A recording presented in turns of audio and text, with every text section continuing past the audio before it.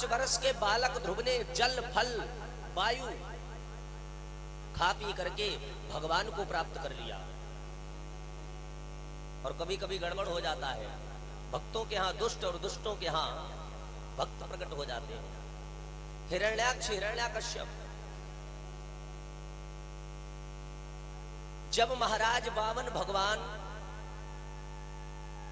इत्यादि का अवतार होता है और भगवान अपने भक्तों के लिए सूकर भी बने। सुगर भगवान ने क्या नहीं किया हमारे आपके लिए, लेकिन हम लोग क्या है कि भगवान को समय ही नहीं दे पा रहे, भगवान की कथा नहीं श्रवण कर पा रहे, मंदिर तक जाकर के सर को नहीं झुका पा रहे, धर्म में धन को नहीं लगा पा रहे। महाराज 2 शिष्य एक महात्मा के पास गए। उन शिष्यों ने विचार किया कि हम ऐसा गुरु बनाएंगे, ध्यान देना मेरी बात पर, ऐसा गुरु बनाएंगे जो हमारे इस संसार रूपी भवसागर से मुझे पार कर दे। एक बात बताओ, बिना पतवार के क्या नौका पार हो सकती है? नौका तो तुम्हारी सोने की है, और अगर उस नौका में लकड़ी की पतवार नहीं है तो नौका पार होने वाली नहीं है, डूब जाओगे मझधार में। ये मानव जीवन क्या है? एक नौका है और उस नौका में लकड़ी की पतवार और इस नौका में राम रूपी पतवार बहुत जरूरी है। भवसागर क्या है? बोले संसार, और इस संसार रूपी भवसागर से पार होने के लिए क्या करना चाहिए? बाबा गोस्वामी तुलसीदास जी दर्शन करा रहे क्या कि भवसागर चहे पार जो पावा, भवसागर चहे पार जो पावा, भवसागर चहे पार उतारा, राम कथा ता कहूँ दृढ़ नावा, कथा जानो दृढ़ नावा। जय भोले।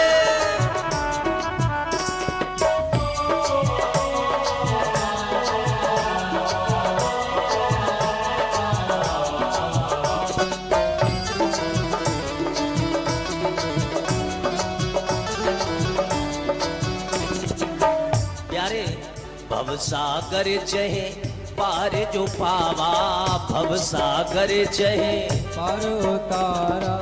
भवसागर क्या है? ये संसार, और हम सब बैठे कहाँ हैं? बोले भवसागर में। और भवसागर से पार होने के लिए क्या कहा?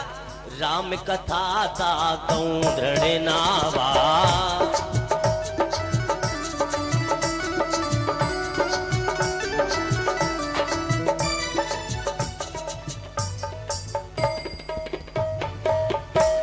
भवसागर चहे पार जो पावा, राम कथा ताकूं दृढ़ नावा। बोले संसार रूपी भवसागर से पार होने के लिए राम की कथा, कृष्ण का चरित्र। हम लोग आजकल चित्र पर ज्यादा मरते हैं, आपने देखा होगा। बहुत से लोग पंडाल में आएंगे और उधर अपने आप खड़े हो जाए, भगवान के साथ में सेल्फी लेते, सेल्फी खींचे चित्र घर ही ले आ। मैं कहाँ गए थे? अरे देखो मैं कथा सुन के आ रहा हूँ, देखो व्यास मंच की फोटो। और ये नहीं बता रहे कि आरती के बाद में गए थे, फोटो खींच के घर पे चले आए। अब घर से बता के जा रहे, कहाँ जा रहे? बोले कथा सुनने जा रहे। कहाँ जा रहे? बोले ऊंचा में कथा हो रही। और भय कहाँ? आराम से 2-4 कुर्सी डालिए, कुर्सी पीछे, इधर की उधर, इधर की उधर, पलटते रहे। और जब 3 घंटे पूरे हो गए, प्रसाद ले लिया, आरती करवा लिए और एक बढ़िया से फोटो खींच लिए, बस घर पे पहुंच गए। बोले देखो पिताजी आज हम कथा सुन के आए। ध्यान देना, जिसको कोई नहीं जानता है, आपके मन में क्या चल रहा मुझे नहीं पता, हमारे मन में क्या चल रहा तुम्हें ना पता। मालूम है क्या हम क्या सोच रहे हैं, या तुम्हारी सोच हमें मालूम। हाँ इतना बस पता लग जाता है चेहरा देख करके कि आप खुश हो कि नाराज। चेहरा नहीं, ये कैमरा होता है। व्यक्ति सामने वाला जरा भी समझदार होगा, वो चेहरा देख करके, कभी कभी लोग कहते हैं कि आज पंडित जी बड़े खुश नजर आ रहे हो, क्या बात है? और कभी कभी कहते हैं आज बड़े दुखी नजर आ रहे हो, क्या बात है? कौन सी बीमारी लग गई? प्यारे, चेहरा देख करके पता लग जाता है कि आपके मन में क्या चल रहा है। चित्र पर ना देखो, भगवान हमारा तुम्हारा चित्र नहीं देखते, भगवान आपके चरित्र को देखेंगे। भगवान ये थोड़ी देखते तुम कितने धनवान हो कितने निर्धन हो, तुम्हारे पास क्या है क्या नहीं है, इससे भगवान को कोई मतलब नहीं है। भगवान केवल ये देखते हैं कि आपका चरित्र कैसा है। परमात्मा को आत्मा से मतलब है, शरीर से नहीं मतलब है।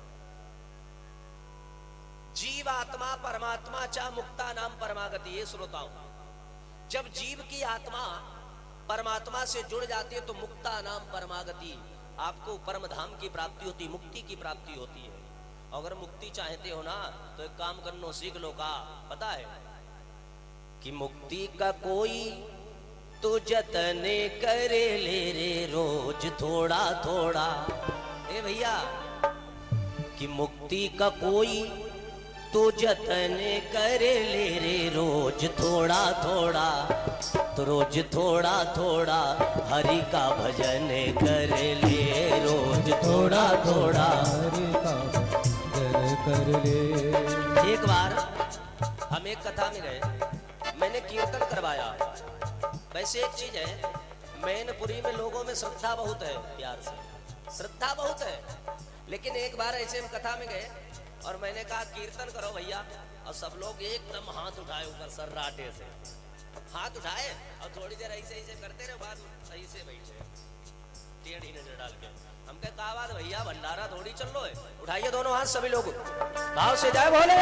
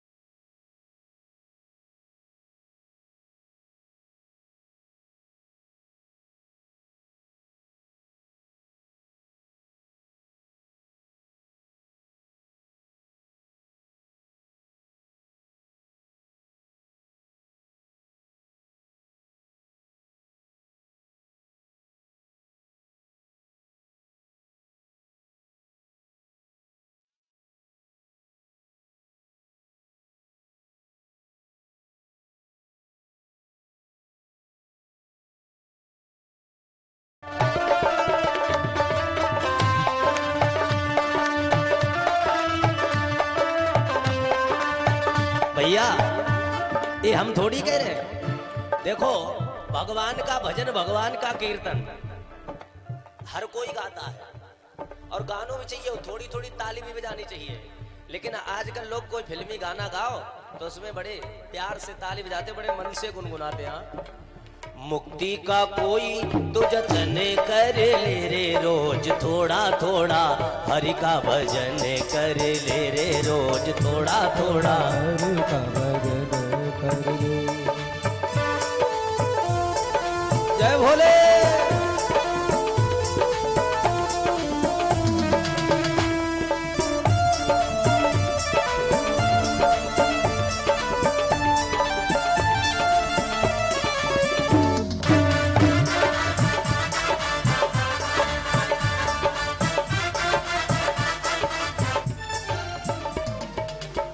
मुक्ति का जतन, भगवान का नाम, भगवान की भक्ति, भगवान का भजन।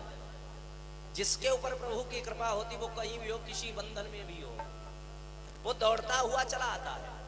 ध्यान देना, दो चेला गुरु के पास गए। एक महात्मा, बड़े योग्य महात्मा थे, उनके पास गए। उन चेलों ने विचार किया कि धन दौलत तो खूब है, लेकिन हमारी भक्ति में मन ना लग रहा, भक्ति में मन नहीं लग रहा, क्या बात है। गुरुदेव भगवान के आश्रम पर पहुंचे और जाकर के प्रणाम किया और बोले गुरुदेव हमें गुरुमंत्र दे दीजिए। तो गुरुजी ने कहा ठीक है।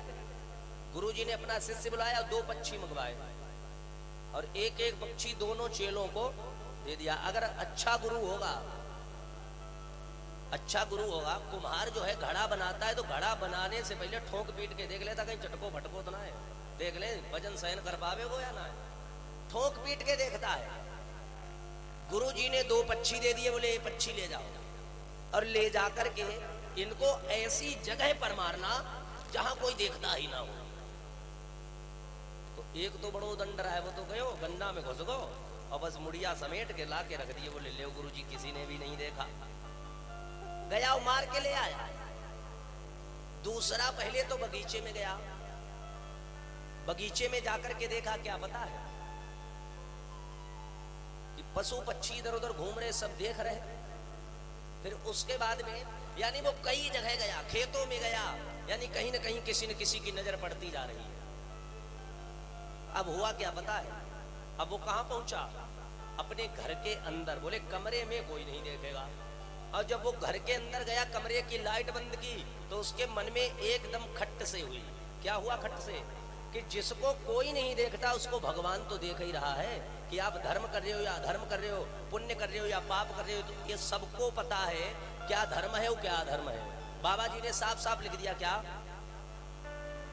कि गुणे अब गुणे जानत सब कोई, गुण अब गुण जानत सब कोई, गुण अब गुण जानत सब कोई, गुण अब गुण जानत सब कोई, जो जही भाव, जो जही भाव निकते ही सोई, भाव निकते सोई, गुणे अब गुणे जानत सब कोई, गुण अब गुण जानत सब कोई, जो जही भाव, जो जही भाव निकते ही सोई,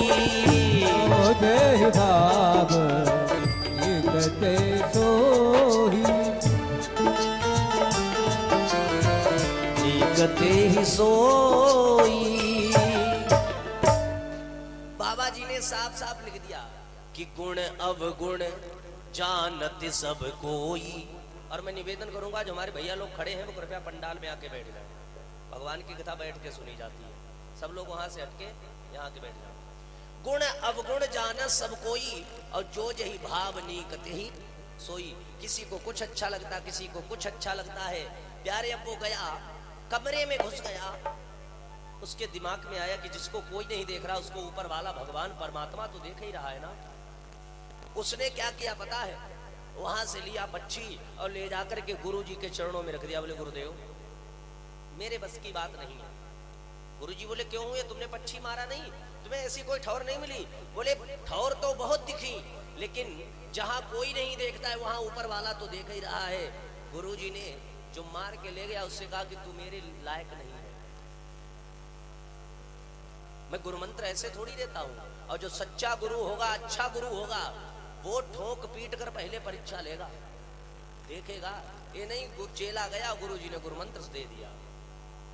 चेला धर्म करेगा तो उसका प्रभाव गुरु के ऊपर पड़ेगा।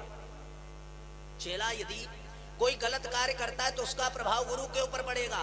महाराज आज गुरु जी ने एक को तो भगा दिया, बोले पहले अपने आचरण सुधारो, कर्म सुधारो, चरित्र को सुधारो, और उसके बाद में तुम मेरे चेला बनने योग्य तैयार होगे। और दूसरे को गुरु मंत्र दे दिया। कहने का मतलब एक बार कैसे भी भगवान के नाम का गुणगान कर लो, परमात्मा का नाम अपना प्रभाव अवश्य दिखाएगा। कैसे भी गाओ भगवान के नाम को। और आज तो बड़े आनंद की बात है, जीवन में भैया चाहे जो करियो, लेकिन कभी अहंकार करने का प्रयास मत करना। क्योंकि अहंकार किया था किसने, रावण ने। किसने किया था, रावण ने, कि मेरे पास सोने की लंका है और मेरा कौन क्या बिगाड़ सकता है, ये उसके मन में भाव आया। लेकिन भैया वो सोने की भी लंका जलकर खाक हो गई। रावण ने राम से एक ही बात कही थी, प्रभु मुझे पता था कि आप कौन हो, मैं जानता था कि आपके ही हाथों मेरी मृत्यु है, और ये आपने अनुमान नहीं लगा पाया कि सबसे अंत में मैं क्यों आया, क्योंकि मैं चाहता था कि हमारा परिवार पूरा असुरी प्रवृत्ति का है, सब असुर हैं। और प्रभु मैं ये चाहता था कि अब जो हो रहा वो तो हो ही रहा, एक जन्म नहीं 3 जन्म तक मुझे राक्षस बनना पड़ा, एक श्राप के कारण। यही रावण कुंभकर्ण बना, और यही शिशुपाल दंतवक्र बना, जो भगवान को रोज 99 गाली देता था। एक दिन भगवान कन्हैया अर्जुन के साथ में जा रहे, और ये शिशुपाल ने देखा कि कन्हैया जा रहे, और तुरंत गाली देना शुरू। अर्जुन ने उठाया गांडीव और कहा, ए दोस्त, तू मेरे प्राण वल्लभ कन्हैया को गाली दे रहा है, मैं भी तेरे टुकड़े टुकड़े कर दूंगा। भगवान बोले रुक जाओ, इसकी भी अवधि है। और 101 गाली पूरी हुई, भगवान ने अपने दिव्य सुदर्शन चक्र को आदेश दिया, और उसका सर जो है धड़ से अलग कर दिया, और उसके शरीर से एक प्राण ज्योति निकली, 7 बार आकाश मंडल में भ्रमण करती गई, 7 बार, और आकर के भगवान के चरणों में विलीन हो गई। अर्जुन बोले प्रभु, एक तो ये आपको गाली देता था, दूसरी बात इसको तो नरक में जाना था, ये आपके अंदर कैसे घुस गया? अरे भगवान कहते भैया तू काय के चक्कर में पड़ रहा है, कोई मुझे गाली देके भी तो भजे तो सही, भजो तो कैसे भी भजो।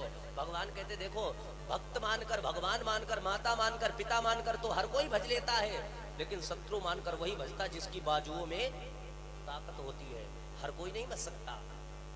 रावण ने कहा यदि मैं प्रभु आपसे हारा हूं तो केवल उसका एक ही कारण है, और रही बात जो भी संसार में आया है, मृत्यु लोक का मतलब मरना, आया है सो जाएगा, राजा रंक फकीर, और कोई सिंहासन चढ़ चला, कोई बंधा जंजीर। जो भी इस दुनिया में आया है एक ना एक दिन मरना तो सभी को, हम भी मरेंगे, आप भी मरोगे। इस संसार मृत्यु लोक का मतलब क्या? जो भी मृत्यु लोक में आया, जो भी व्यवस्था है, ये सब नाशवान है, कुछ भी साथ में ना आता है ना कुछ जाता है। यारे रावण ने कहा देखो, जाति में मैं तुमसे बड़ा, राम जी से, परिवार में मैं तुमसे बड़ा, धन में मैं तुमसे बड़ा, ज्ञान में मैं तुमसे बड़ा, लेकिन मैं हार क्यों गया? कारण एक ही है कि तुम्हारा भाई तुम्हारे साथ है और मेरा भाई मुझे छोड़कर आपके साथ में हो गया, इसलिए मैं आपसे पराजित हो गया। और प्रभु ये तो जीव की आकांक्षा रहती है कि मरते समय भगवान की कृपा हो जाए, सब चाहते हैं, इतना सुंदर समय हर किसी को नहीं मिलता है। आप सबके ऊपर कृपा नहीं करते हो, क्योंकि कहा गया है क्या कि जन्मे जन्मे मुनि जतन कराई, तेरा में कहीं आवत नाही। राम सिया राम जय जय राम, राम सिया राम जय जय राम। ओ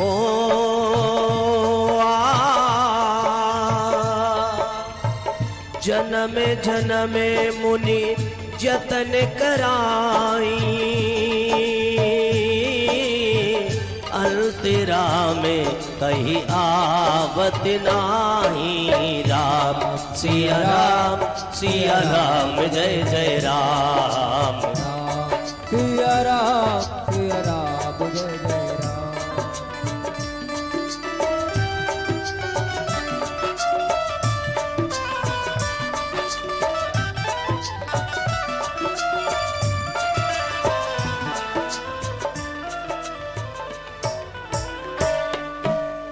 जन्म जन्म मुनि जतन कराई, अंतराम कहीं आवत नाही।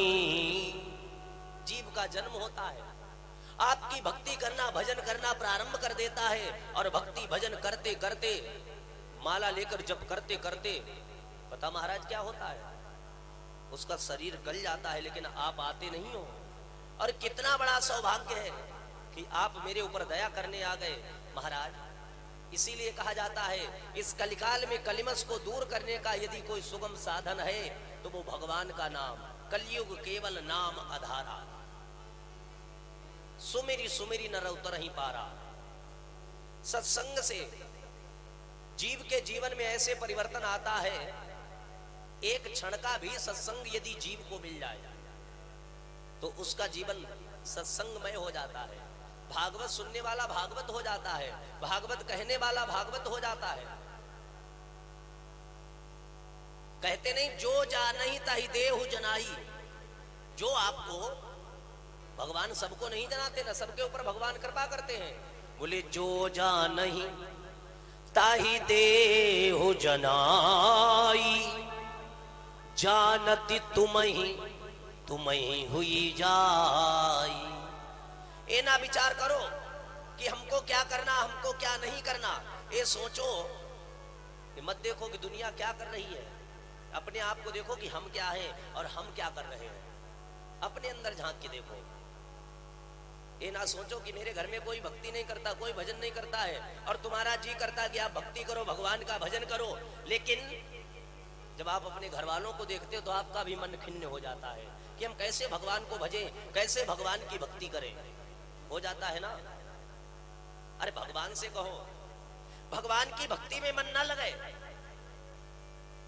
कोई कोई होते कहते महाराज क्या करें, हमारा तो मन ही नहीं लगता।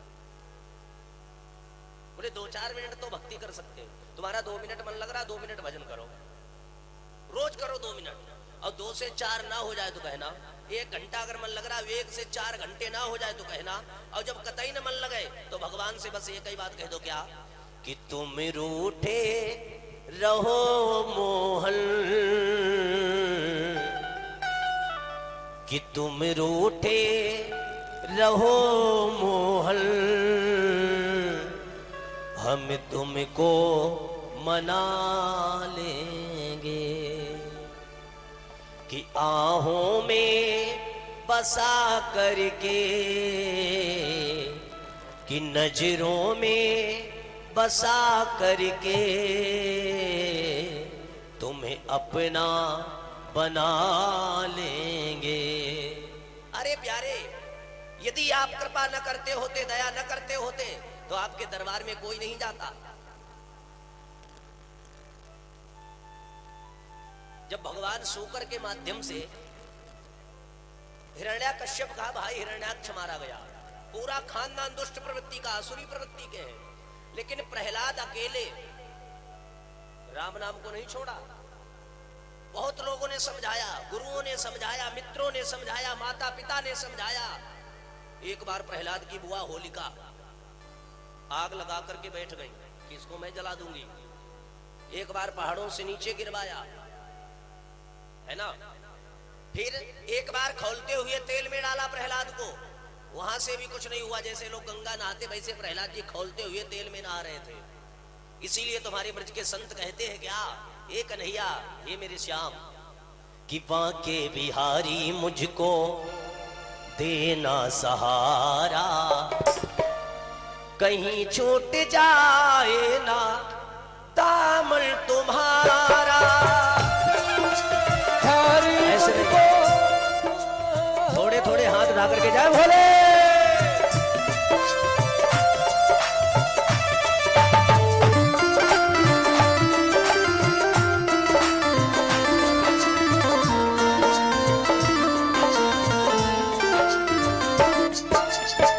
एक कन्हैया बांके बिहारी मुझको देना सहारा, कहीं छूट जाए ना दामन तुम्हारा।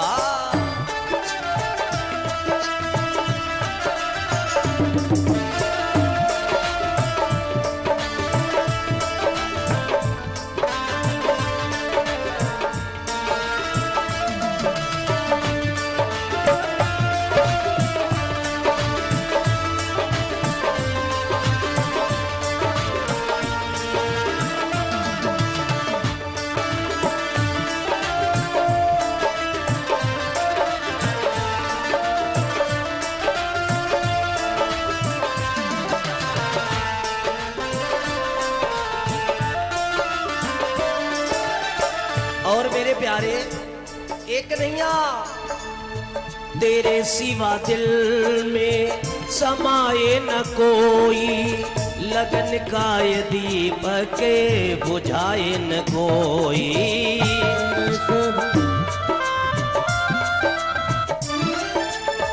तेरे सिवा दिल में समाये न कोई, लगन का ये दीपक बुझाए न कोई। और ए श्याम तू ही मेरी कश्ती है, तू ही है किनारा, तू ही मेरी कश्ती है, तू ही है किनारा।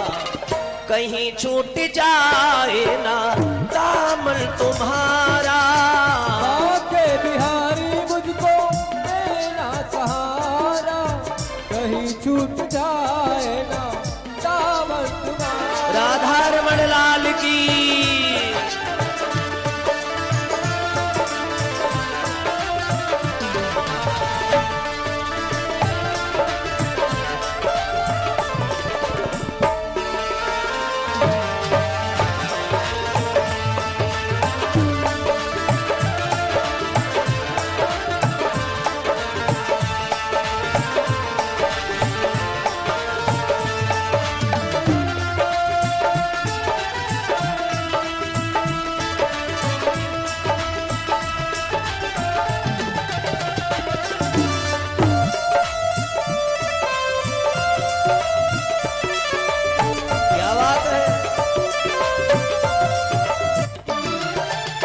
प्यारे बस भगवान से एक ही बात कहो मेरे श्याम, बाके बिहारी मुझको,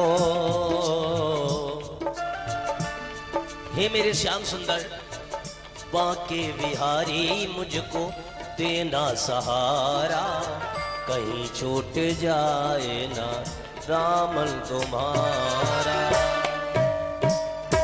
बोलिए बाके बिहारी लाल की।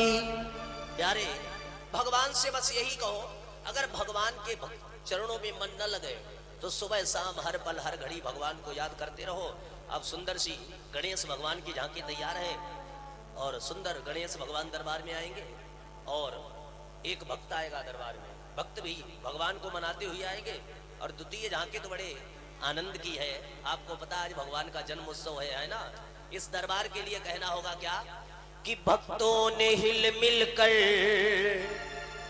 दरबार सजाया है, भक्तों ने हिल मिलकर दरबार सजाया है। और दिक्कत क्या है, बस कमी श्याम की, श्याम आ जाइए। है इतनी सजावट क्यों की है हम लोगों ने? भगवान के आने की आगमन की खुशी में। अपने अपने घरों में जन्म उत्सव होते तो हम लोग खूब धूमधाम से खूब कार्ड निमंत्रण दुनिया की व्यवस्था, और भगवान को जन्म पड़ जावे ना सोई लोगन वैसे ना जिसे बिजली गिर जाती, लोग ना कहते बिजली गिर गई है। अरे भैया ये अवसर हर किसी को नहीं मिलता है, जो हम सभी को अवसर मिला है। ये बहुत बड़ा सौभाग्य हम सभी का, जो ऐसा अवसर मिला। अब सुंदर सा प्रभाव, गणेश भगवान दरबार में आएंगे, गणेश भगवान की पूजा होगी, झांकी का दर्शन करेंगे। और द्वितीय झांकी जो भगवान बांके बिहारी के जन्म उत्सव की होगी, जिसमें गोपियां और वसुदेव जी छोटे से कन्हैया को लेकर के दरबार में आएंगे। एक बार सभी लोग जयकारा लगाएंगे, बोलिए गणेश भगवान की। भाई देखो जयकारे में वो दम नहीं, जैसे ऐसो लग रहा है जैसे एकादशी उपास है बैठे हो। है आज व्रत थोड़ी है, एकादशी तो नहीं है, नहीं है ना, तो थोड़ा थोड़ा बाइलूम बढ़ा करके जयकार लगाओ, बोलिए दौआ महाराज की। कुछ लोग गा दीजिए, कुछ लोग गा कुछ लोग गा दी गए।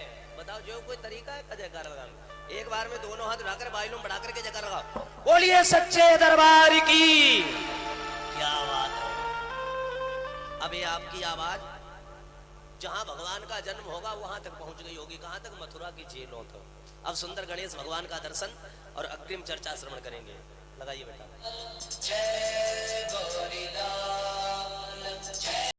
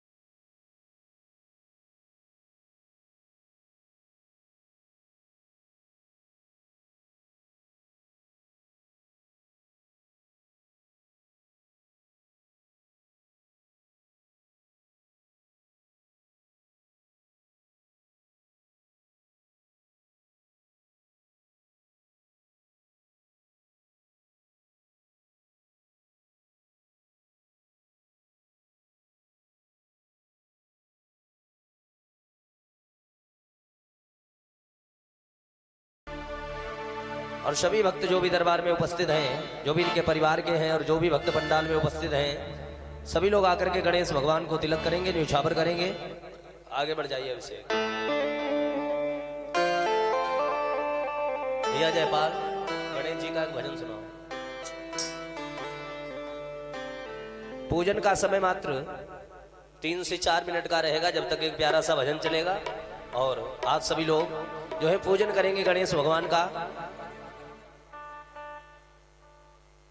आगे जाइए, आगे फोटो बाद में खींचो। बोलिए गणेश भगवान की जय। वक्रतुंड महाकाय सूर्य कोटि समप्रभ निर्विघ्नं कुरु मे देव सर्वकार्येषु सर्वदा। सभी भगवान गणेश का पूजन करेंगे। सबसे पहले हमारे परीक्षित जी महाराज और उसके बाद में बारी बारी से जो भी भक्त हैं सभी भगवान गणेश का पूजन करेंगे। जय गणेश जय महादेवा, जय गणेश जय महादेवा, जय गणेश जय महादेवा, जय गणेश जय महादेवा। माता जाकी पार्वती, माता जाकी पार्वती, पिता महादेव। जय हो। जय गणेश जय महादेवा, जय गणेश जय महादेवा, जय गणेश जय महादेवा, जय गणेश जय महादेवा।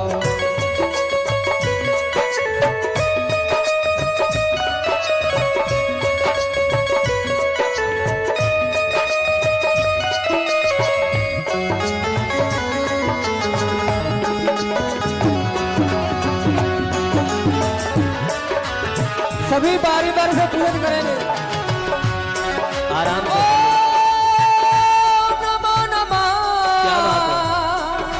ओम नमो नमः। ओम नमो नमः। ओम नमो नमः।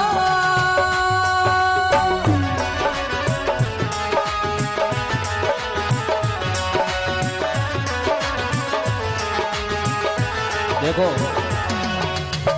जल्दी जल्दी आते जाएं और न्यौछावर करते जाएं, गणेश भगवान का पूजन करते जाएं और अपने अपने स्थान पर बैठते जाएं और तालियों का सहयोग जाए गणेश भगवान की।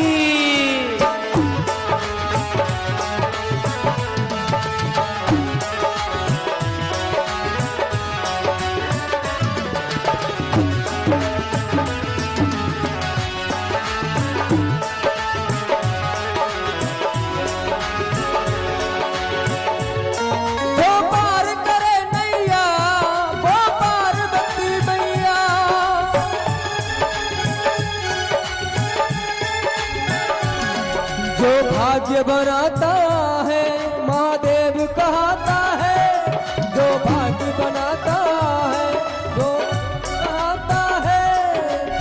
माता जाकी पार्वती, माता जाकी पार्वती, पिता महादेवा। जय गणेश जय महादेवा, जय गणेश जय महादेवा, जय गणेश जय महादेवा, जय गणेश जय महादेवा। ओम नमो नमो नमो नमो नमः, ओम नमो नमो नमो नमो नमः, ओम नमो नमो नमो नमो नमः, ओम नमो नमो नमो नमः,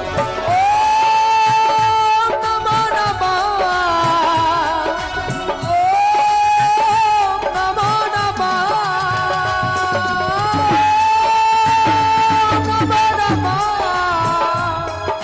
ओम नमो नमः।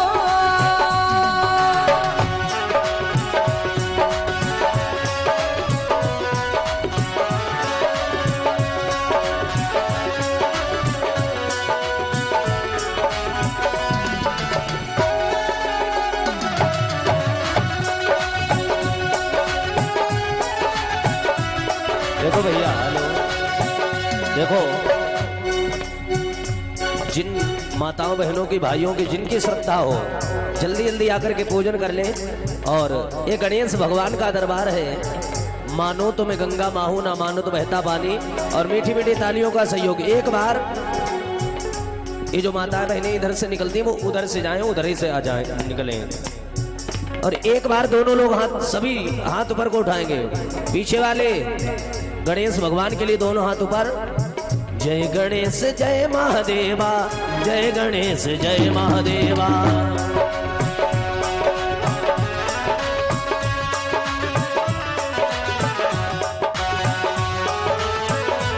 जय हो।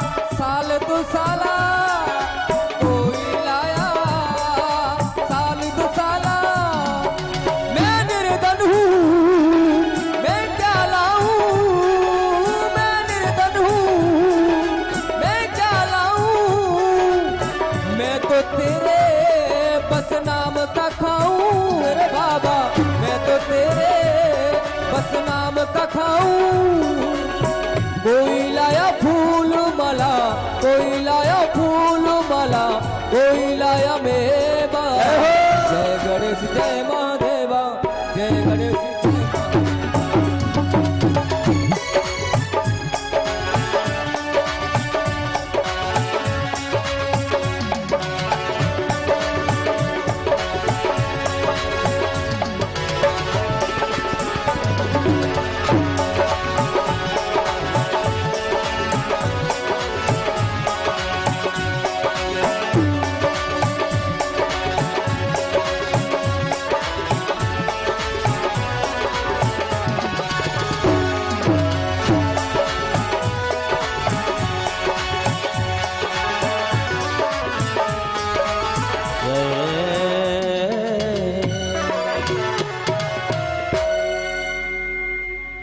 झांकी अच्छी लगी तो एक बार दोनों हाथ जाकर के जोरदार तालियां बजा देंगे। बोलिए गणेश भगवान की। बड़ी श्रद्धा भक्ति के साथ में आप सभी ने पूजन किया। अब ये झांकी दरबार से जाएगी और द्वितीय झांकी सुंदर गोपियों के सहित गोपियां जो है बधाई लेकर के आएंगी। और उसके बाद में भगवान कन्हैया का जन्म उत्सव हम सभी लोग बड़ी धूमधाम से मनाएंगे। सभी ने बड़ी श्रद्धा भक्ति के साथ में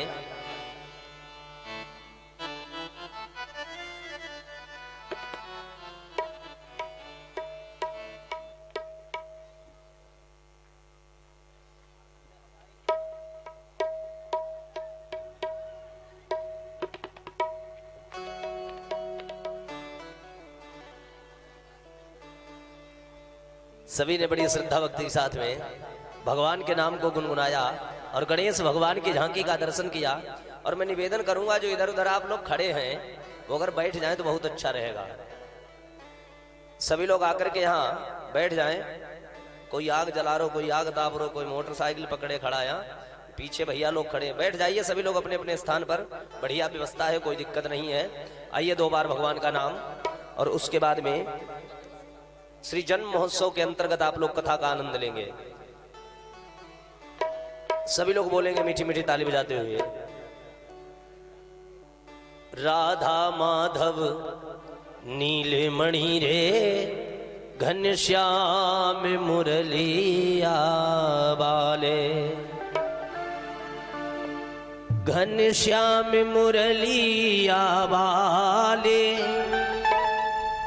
मेरे श्याम मुरलिया वाले। राधा माधव नीले मणि रे, घनश्याम मुरलिया वाले। राधा वल्लभ नीलमणि घनश्याम मुरलिया वाले। देखो भैया ऐसे नहीं, भगवान के दरबार में बैठे हो भक्त बन करके, दोनों हाथ उठा करके भाव से जाए भोले।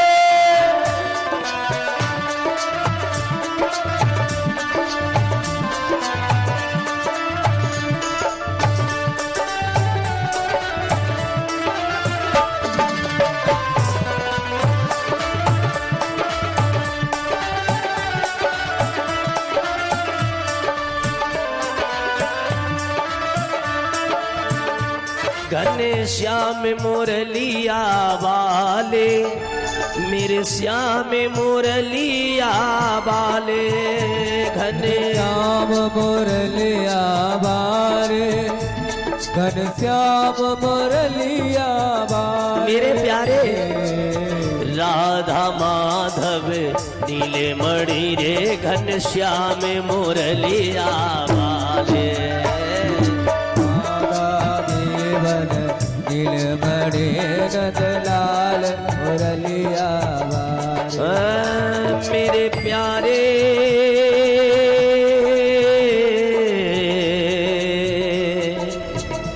मेरे श्याम राधा माधव नीलमणि रे, घन श्याम मुरलिया वाले, राधा माधव नीलमणि रे, घन श्याम मुरलिया वाले।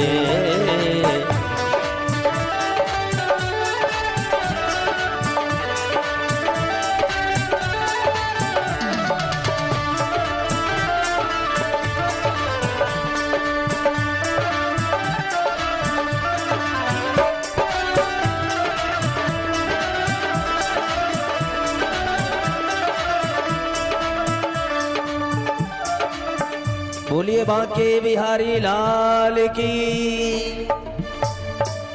सभी ने बड़ी श्रद्धा भक्ति के साथ में भगवान बांके बिहारी का नाम गुनगुनाया। ये बहुत बड़ा सौभाग्य हम सभी का, और सुंदर गणेश भगवान की झांकी का दर्शन किया। अब आप लोग सीधे सीधे दशम स्कंद के माध्यम से भगवान की चारु चरित चर्चा का आनंद लेंगे और सुंदर प्यारी सी झांकी का भी दर्शन करेंगे। ये कितने आनंद की बात है, हम लोग कथा के माध्यम से श्रवण कर रहे हैं और झांकी के माध्यम से देख रहे हैं। ये बहुत बड़ी कृपा है भगवान की। भगवान का अवतार कब और क्यों होता है, दर्शन कराया गया है। क्या कि जब जब होई धर्म कै हानि, धर्म के हानि,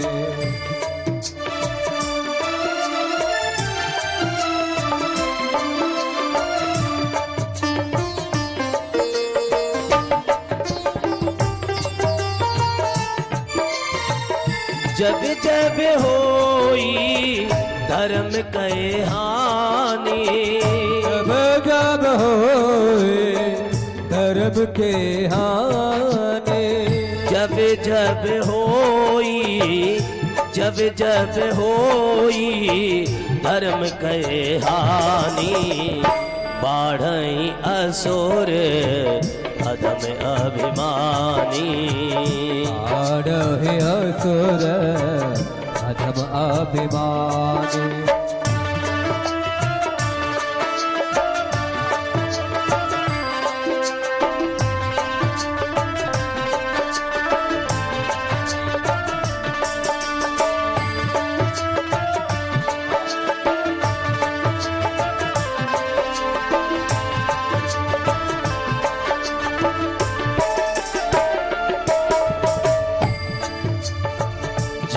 जब होई धर्म कै हानि,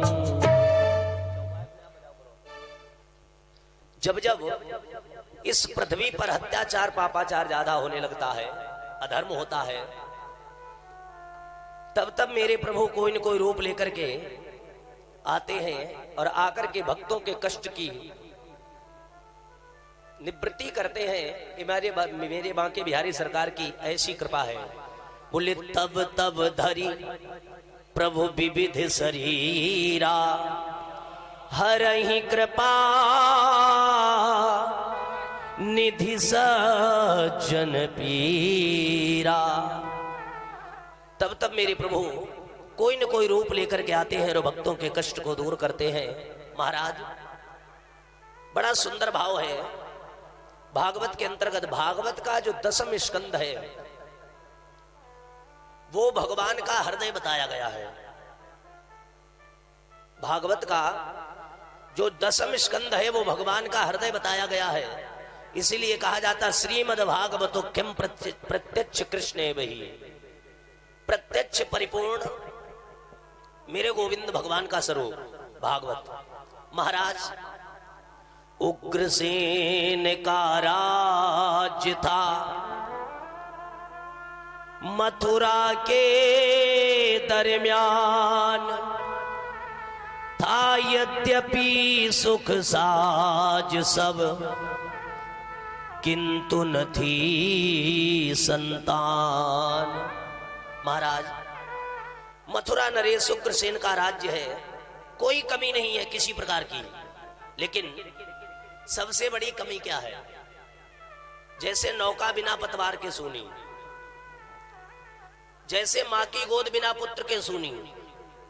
मथुरा नरेश मथुरा के राजा 84 कोस ब्रजमंडल के महाराज उग्रसेन। राजा के पास क्या कमी हो सकती? कोई नहीं। हर वस्तु हर चीज है, लेकिन कमी क्या है कि कोई भी संतान नहीं है।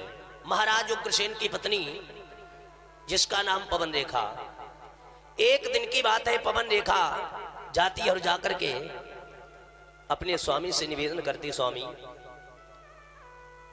यदि आपकी आज्ञा मिल जाए तो मैं वन विहार करना चाहती हूं अपनी सखियों के साथ में। आज महाराज जब इस प्रकार से कहा कि वन विहार करना चाहती है तो उग्रसेन जो है बड़े सरल स्वभाव के बोले, देवी यदि तुम जाना चाहती हो तो जा सकती हो।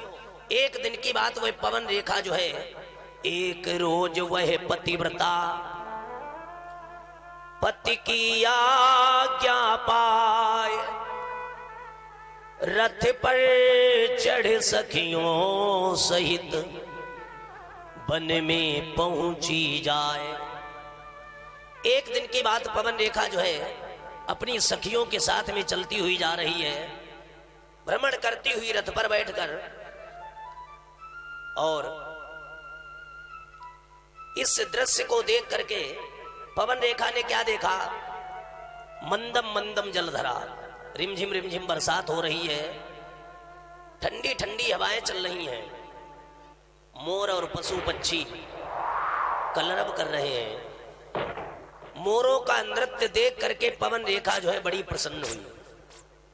देख रही है कि देखो ये मोर कितना सुंदर नृत्य कर रहा है।